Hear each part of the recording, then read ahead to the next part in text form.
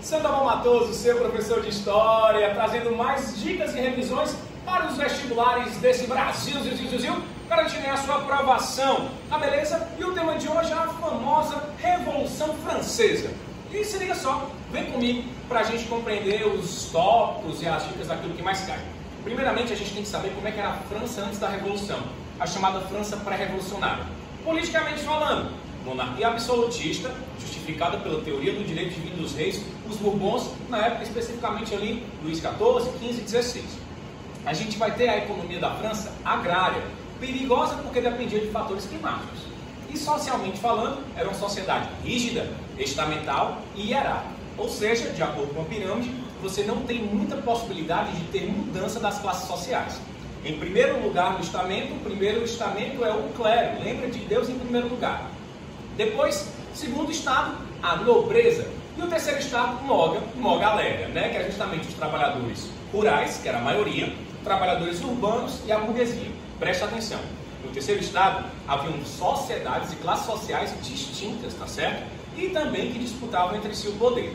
O terceiro estado, pessoal, compunha mais ou menos 95% da população, enquanto que o primeiro e o segundo, somente 5%. Primeiro e segundo, garantias, privilégios, direitos, e o terceiro estado, a peia das obrigações. Bom, a gente entende que essa sociedade vai passar por uma crise. Por quê? Porque os excessivos gastos com a corte, com a independência das 13 colônias e a péssima colheita motivada pelo inverno francês de 1787 e 88 fez com que o preço dos alimentos ele aumentasse pra caramba. Tentando reverter essa situação, a gente vai ter uma crise política, porque o rei vai chamar a Assembleia dos Notáveis, primeiro e segundo estado, para pagar imposto. E eles não vão aceitar, mostrando o quanto o rei estava fragilizado. E aí, socialmente falando, fome, miséria, desemprego e as ideias iluministas vão fazer eclodir o processo revolucionário. Esse processo revolucionário começa com a convocação dos Estados Gerais. O rei chama esse artifício que a monarquia francesa tinha para tentar acalmar os estamentos. O voto era por estado, primeiro, segundo e terceiro somente. E o terceiro estado, como sempre perdia, propunha o voto por cabeça. Só as cabeças, só as cabecinhas. Isso vai gerar uma pressão. Isso vai fazer com que o terceiro estado, a partir da negativa do rei, ele se declare em Assembleia Nacional Constituinte. E essa fase é super importante, é uma das que mais cai nos vestibulares, tá? Durante a Assembleia Nacional Constituinte, nós vamos ter fatos de lutas e nós vamos ter produção de documentos burgueses. Fatos de luta. Você tem o clássico tomada da Bastilha, fator simbólico, porque a Bastilha era um símbolo onde o rei, na verdade era uma prisão, onde o rei colocava os seus inimigos, então ela acaba virando esse símbolo forte. Você vai ter o grande medo no interior da França, em que os camponeses passam a matar os seus, vou dizer donos não, mas os aristocratas. E aí a marcha das mulheres lá para Versalhes, para trazer o rei de volta para Paris, numa ideia monarquista, para que o rei pudesse cuidar delas. E os documentos também caem muito nas questões. A Constituição de 1791, que o voto vai ser censitário e vai desagradar o povo. A Constituição Civil do Clero e a Declaração Universal dos Direitos do Homem e do Cidadão, clássico documento com os princípios iluministas. Isso vai dar certo, o rei passa a obedecer à Constituição e a gente tem a monarquia constitucional. Só que ao mesmo tempo que ele obedece, entre aspas, ele vai favorecer com que rei e os vizinhos comecem a disputar contra a França e invadir a França para acabar com essa bagunça de revolução.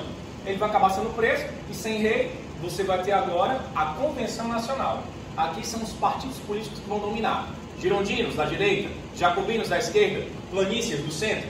Dessa fase, a que mais costuma precisar da nossa atenção é o governo dos jacobinos, que ao mesmo tempo que você tem a era do terror, você vai ter avanços sociais, como o fim da escravidão, fim dos privilégios, você vai ter também aqui, pessoal, a ideia da educação, congelamento do preço dos alimentos e da moradia. Com a instabilidade muito grande, os jacobinos saem do poder, os girondinos tomam mais uma vez intermidor, acabam criando uma coalizão de 5 pessoas para governarem a França no diretório. Graco-Babet, com a conspiração dos iguais, vai apontar ainda mais as instabilidades. A burguesia precisa, e ela percebe que necessita de alguém que seja querido pelo povo e também que cumpra os seus interesses. Então vai ter o golpe 18 Brumário.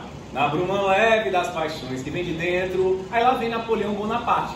Cria-se aqui o consulado, chamam-se 3 homens, dentre eles Napoleão, muito popular para o povo, e também governaria de acordo com os interesses da burguesia. Nós começamos nessa coalizão a chamada Era Napoleônica. Falei de Era Napoleônica, eu falo de 2 períodos, consulado e império. No consulado, consolida, tá certo? Organiza e estabiliza a França, com várias reformas, administrativa, jurídica, financeira. Obras públicas, concordata, relação com a Igreja Católica, e a Constituição Civil do Clero, não. O Código Civil Napoleônico, não vai confundir, beleza? Napoleão tem tanta popularidade que ele se torna cônsul vitalício, e aí então, atendendo ao pedido ao clamor dele e do povo, ele se declara imperador dos franceses numa obra até bem polêmica do Jacques-Louis David, tá certo? E aí tem o Império. O Império nós vamos ter a principal característica, expansão, tanto ideológica dos ideais da Revolução Francesa, quanto territorial, nas chamadas guerras napoleônicas, inéditas até então. Nunca se tinha visto esse conflito lá na Europa, tá beleza? Isso aí vai impactar profundamente quem? A América, porque Espanha e Portugal serão afetados, e também vai ter uma alteração no mapa europeu. Napoleão vai rivalizar profundamente com a Inglaterra, vai ter algumas derrotas e vai acabar impondo um bloqueio econômico. Ninguém pode comercializar com a Inglaterra. Loucura, né? A Inglaterra, então, com a sua Revolução Industrial, precisando de parceiros comerciais, a gente vai ver que Rússia e Portugal não aceitam e rompem o bloqueio continental. Napoleão, então, passa a invadir Portugal e a Rússia. Vai ter algumas derrotas que vai acabar com sua moral, ele vai acabar sendo preso na ilha de Elba e consegue depois voltar ao poder no governo de 100 dias.